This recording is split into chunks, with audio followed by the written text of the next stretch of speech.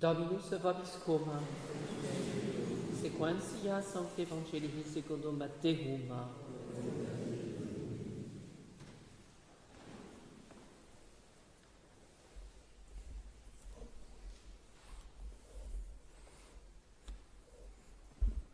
En ce temps-là, Jésus prit la parole et dit : « Je te rends grâce, ô Père, Seigneur du ciel et de la terre, d'avoir caché cela aux sages et aux savants et de l'avoir révélé aux tout-petits. Oui, Père, telle a été ta volonté, tout m'a été confié par mon Père, et personne ne connaît le Fils sinon le Père, et personne ne connaît le Père sinon le Fils, et celui à qui le Fils voudra le révéler. Venez à moi, vous tous qui peinez et portez le fardeau, et moi je vous donnerai le repos. Prenez sur vous mon joug et faites-vous mes disciples, parce que je suis doux et humble de cœur, et vous trouverez le repos pour vos âmes, car mon joug est facile et mon fardeau léger. »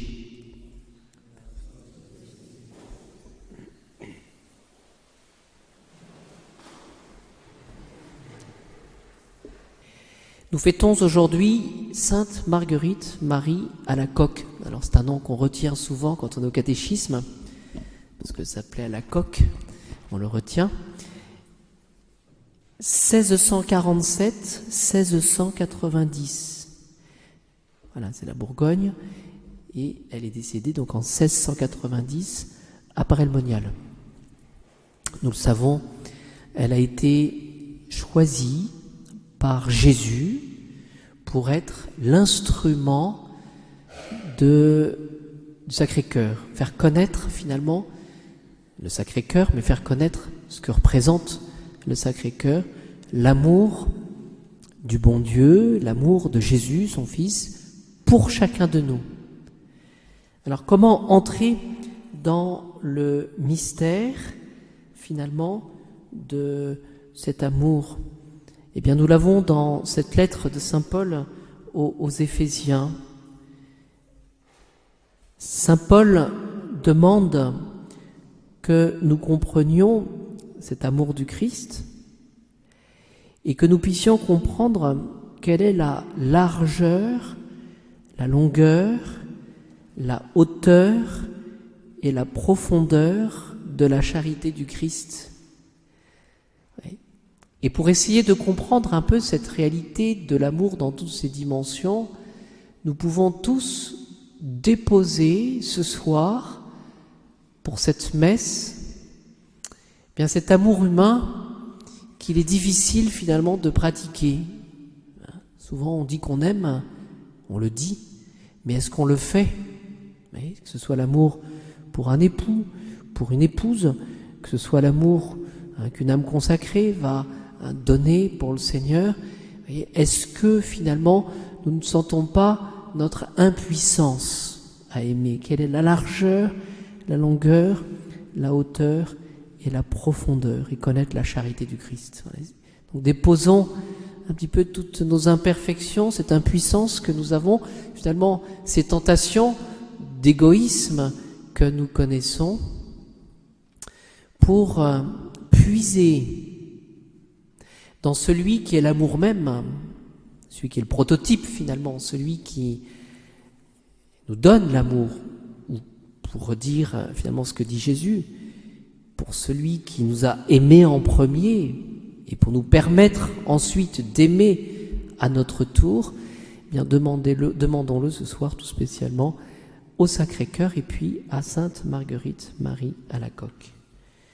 Dans l'évangile d'aujourd'hui, juste une petite remarque, c'est que Jésus évoque le joug, son joug qui est facile, et le fardeau léger.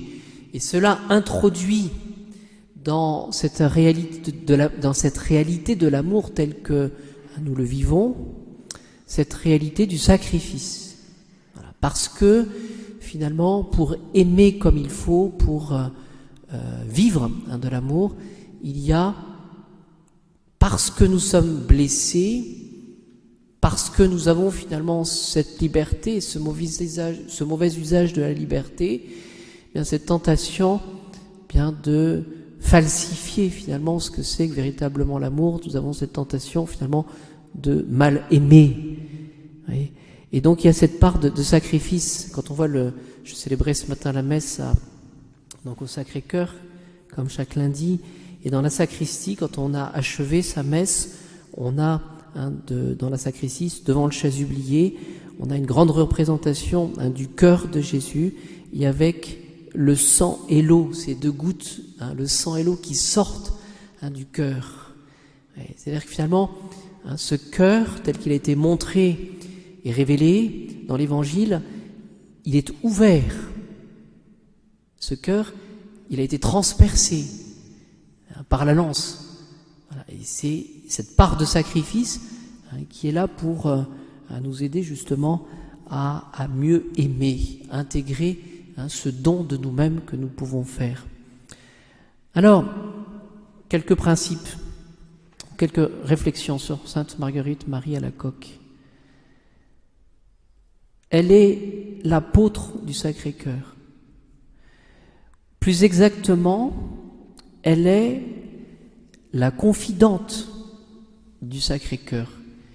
Et c'est pour cela que l'Église a eu cette prudence, pendant au moins 10 ans, d'étudier la totalité de ces actions de Sainte Marguerite Marie, de cette religieuse, de ses révélations, de ses maximes spirituelles et de son enseignement. Vous voyez, c'est la question qui se pose à chaque fois lorsqu'il y a des révélations. L'Église est très prudente sur les révélations, c'est-à-dire que est-ce que finalement on a affaire à une personne illuminée, une personne qui est l'instrument du démon, ou est-ce qu'elle est vraiment mandatée pour être la confidente, choisie par Jésus comme instrument pour attirer les cœurs à son amour.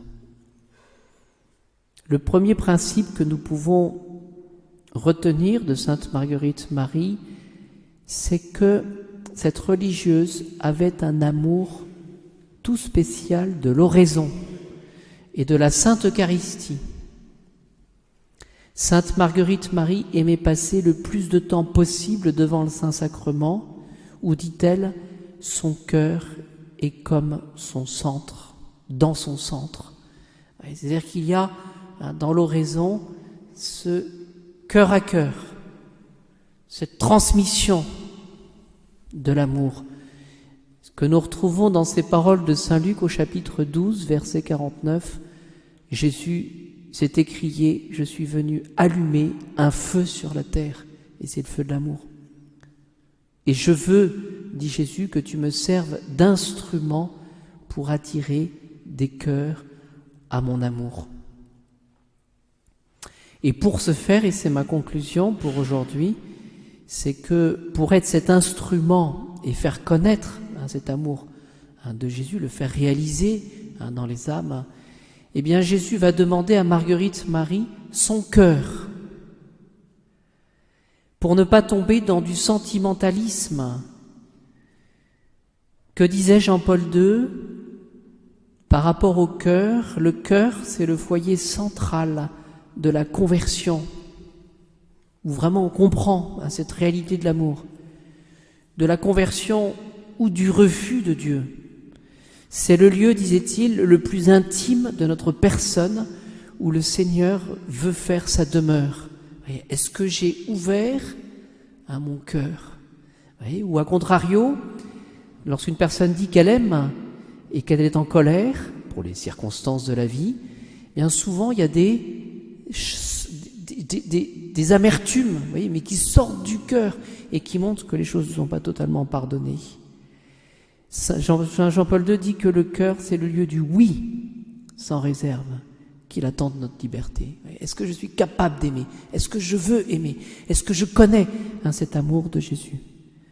Parce que Jésus demande une offrande totale et inconditionnelle. Oui, c'est difficile d'aimer. Demandons cette grâce de ne pas tomber, je dirais, dans le découragement devant toutes nos formes d'égoïsme, mais que le Seigneur, parce qu'il nous a aimés le premier, nous donne cette grâce chaque jour d'avancer et d'aimer un peu plus et de donner un peu plus.